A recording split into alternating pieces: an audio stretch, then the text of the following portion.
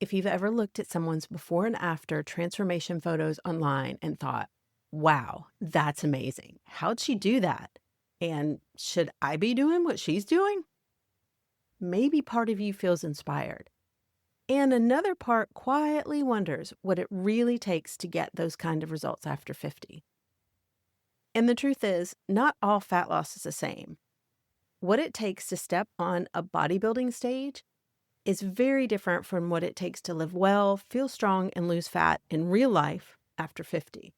And today I want to talk about that really openly and honestly from experience because I've lived both sides of it. This is Midlife Mojo, where women over 50 learn how to stay strong, energized, truly fit, and flourish. I'm your host, Lisa Dupree, exercise physiologist, health coach, lifelong dancer, and most recently, an NPC fit model competitor. For more than 3 decades, I've been studying and teaching what actually helps women move well, build strength, and take care of their health as they age. So here on Midlife Mojo, we cut through the noise of the fitness industry and focus on practical, sustainable strategies that help you build a body and a life that supports you for the long run. If you've been following my journey, you know that last year I made a very intentional decision to challenge myself and step way, way out of my comfort zone. I set a personal goal to compete not just once, but twice in bodybuilding competitions.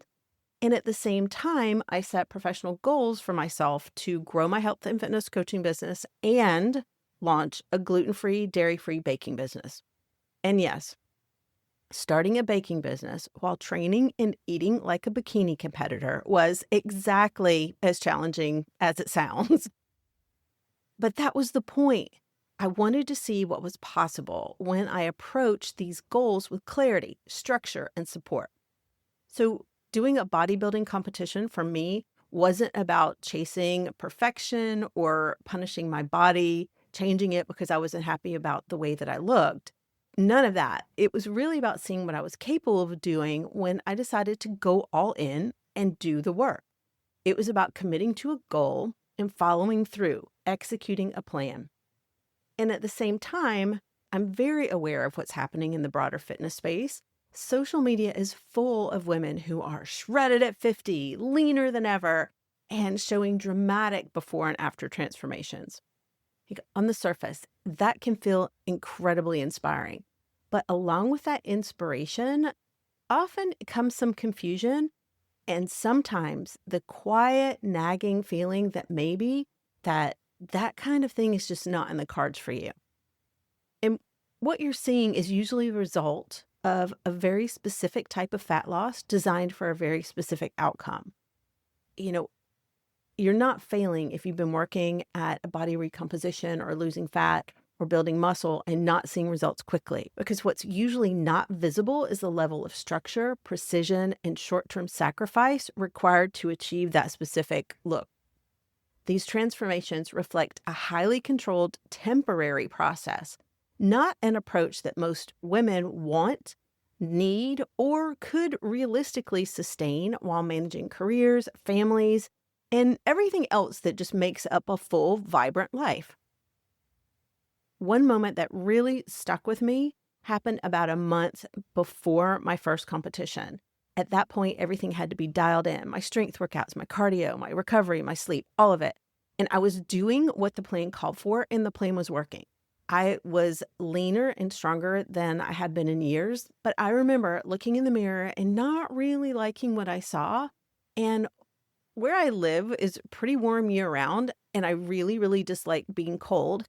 And I was cold all the time. These may seem like kind of small things, but it was taking a toll on me and making me doubt whether I was going to be able to make it to the finish line, make it do what I need to do to show up on the stage in the best version that I could bring that day. And so the coach I was working with that was helping me prep for the competition, she's a bodybuilding pro, a lot of experience, a lot of wisdom. She said something to me that I am never going to forget. And it was, remember, the body that you're striving for and will have on that competition day is borrowed. It's temporary. It's not yours to keep forever. And that's because getting that specific look requires a level of precision and depletion that simply is not meant to be maintained long term.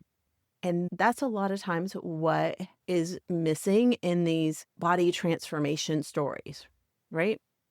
When you're prepping for a stage or you're going through a more extreme body transformation process, the goal is very specific, lean, defined, maybe as little body fat as possible so that the muscle shows clearly, especially if you're on stage, like under these bright stage lights. And to get there, food choices become tighter. Calories are lower than you would normally have to support your body well, and cardio is carefully programmed and nearly every variable is controlled. So your body is going to cooperate for a period of time, especially if you're consistent and disciplined. But it's not necessarily where your body wants to live indefinitely. Hormones begin adapting, energy drops, you feel colder, recovery gets harder. Mentally, it takes a lot of focus to sustain, and emotionally, it's hard because you start feeling isolated and just left out of a lot of things. And so when my coach said that that body was borrowed, what she really meant was this is a temporary state that you visit for a specific goal, not a standard you try to maintain year round.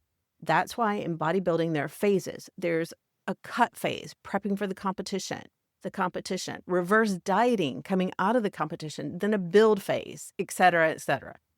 And so this distinction matters so much for women over 50 and for the women that I coach, right? Because the goal is usually for health, for longevity, for energy, to live that vibrant, full life. It isn't to look stage ready for one day. The goal is really to show up, to feel strong, capable, energized, confidence in our body for not just a day, but like for the long run. And I never, never want you to feel like the only way to succeed is to live like a bodybuilder preparing for the stage. Real success isn't about maintaining this competition level leanness. It's about building a body and a way of living that supports you for the long haul. So in this episode, I'm going to walk you through what's actually different about body recomposition for the stage versus body recomposition for real life after 50, what strategies are genuinely useful, and what you can confidently just leave behind. Because I hear from women all the time, like, if she can do it, why can't I do it? Or, "Oh, I'm missing something. What am I missing? Or do I just need to be more consistent? Do I need more discipline?" And here's what I need you to know. Getting stage lean required a level of structure and rigidity in my life that was intentional, but also temporary. It meant precise eating, hitting daily calorie goals and macro targets day after day after day, carefully controlled portions, very little flexibility, workouts and cardio planned down to the minute, saying no to a lot of things. And I mean a lot of things. It was a specific goal. It was a meaningful goal. I do not regret it. I will probably do it again. But I chose it with the full awareness that it was not meant to be sustainable long term. Body transformation for a competition for the stage is optimized for one day, one moment, one appearance. It's not optimized for vacations. It's not optimized for spontaneity. It's not optimized for real life. And that distinction matters because I've done both. I lived in a stage focus competition body transformation phase for a little over a year. And I've lived in a real life sustainable body recomposition phase for several years before that. And they're not the same thing. So let's start with one of the biggest differences, and that is structure versus rigidity. Body transformation for the stage is all about precision. Macros are exact. Food timing is exact. Food choices are limited. There's very little wiggle room for deviation. Real life fat loss and body recomposition after 50 looks different. It thrives on structure and flexibility. And this is an important distinction because rigidity and structure are not the same thing, and only one of them is sustainable long term. As I mentioned, even professional competitors train in phases, and this cutting phase is meant to be a finite period of time. And so the key difference is having structure that supports your life, not the rigidity that really shrinks down what you're able to do. So this might look like prioritizing protein at each meal, eating consistently instead of skipping meals, making sure you're getting enough fiber every day, having rhythm to your eating and exercise routine that actually support your energy. This kind of structure creates stability, whereas rigidity creates a kind of fragility. Structure makes your plan sustainable. Rigidity is really just meant to be temporary. And most of us don't need more rigidity in our lives. We just need a better structure that is flexible, that works with what is most important to us. And so this leads me to the next thing, which is short-term compliance versus long-term adaptation.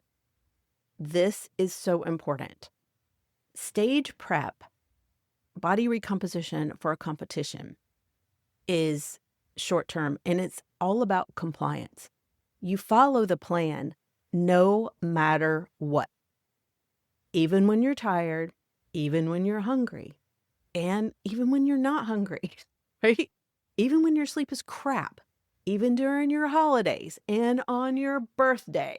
Like, I learned this the hard way. My first competition was a few weeks after my birthday. And so I had to go through my birthday and it was really restricted. I couldn't really enjoy myself in the way that I wanted to. I couldn't celebrate in the way that I normally did. And then my second competition, which was later on in the year, was a week after Thanksgiving.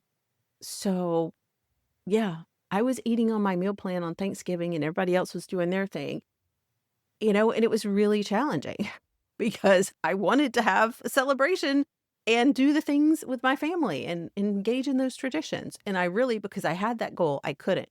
But because I had that goal and it was short term, I was able to just deal with it. Knowing that was what helped me keep on track and also helped me, it saved my sanity and kept me from being really sad about it, right? And so real life body recomposition is about adaptation. It's about working with your body and your life, not overriding it. Sleep becomes more important. Stress management becomes more important. Recovery is more important because your nervous system, your hormones, your metabolism, all those systems are interconnected. And pushing harder is not always the answer. This is one of the biggest myths that I see that trips women up. They think the missing piece is more discipline.